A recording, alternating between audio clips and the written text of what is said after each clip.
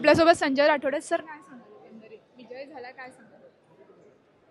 हा विजय जो महायुतीचा झालेला आहे किंवा माझाही झालेला आहे, हा राज्यातल्या जनतेने सन्माननीय एकनाथरावजी शिंदे साहेब यांच्यावर प्रचंड विश्वास दाखवलेला आहे आणि जे सरकारने सर्वसामान्य माणसासाठी निर्णय घेतले आणि त्या निर्णयातून लोकांना एक प्रचंड विश्वास शिंदे साहेबांबद्दल आणि या सरकारबद्दल नक्कीच पाहायला मिळाला आणि त्यांनी भरभरून मतदान रूपी आशीर्वाद देऊन परत आम्हाला सेवा करण्याची संधी दिलेली आहे. नक्की संजय राऊत म्हणतात की कुछ तो गडबड आहे किंवा ईव्हीएम मशीन आहे त्याच्यामध्ये काहीतरी गडबड आहे, याबाबत तुमचं मत काय? हे असे आरोप चालतच असतात आणि मला तरी असं वाटतं की आता बोलण्यासारखं त्यांच्याजवळ काही राहिलं नाही.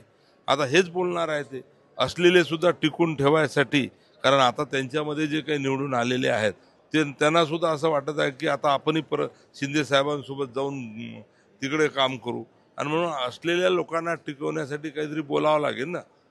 नाही तर उद्या हे जर अशा पद्धतीचं ते बोलले नाही तर कोणीच राहणार नाही त्यांच्यासोबत. मुख्यमंत्री पदासाठी कोण मुख्यमंत्री पदासाठी वरिष्ठ नेते जो निर्णय घेईन तो या ठिकाणी चांगलाच होणार आहे. कारण आज राज्यामध्ये जे काही शिंदे साहेबांनी सर्वसामान्य माणसाला केंद्रबिंदू मानून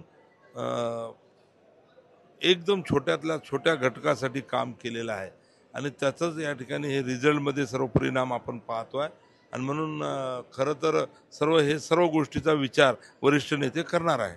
नक्कीच आपल्यासोबत संजय राठोड होतो आणि तुम्ही बघितलं की त्यांच्याशी आपण बातचीत केली आहे. तर एकंदरीत काय असेल मुख्यमंत्री पदाबाबतचं ते लवकरच स्पष्ट होईल.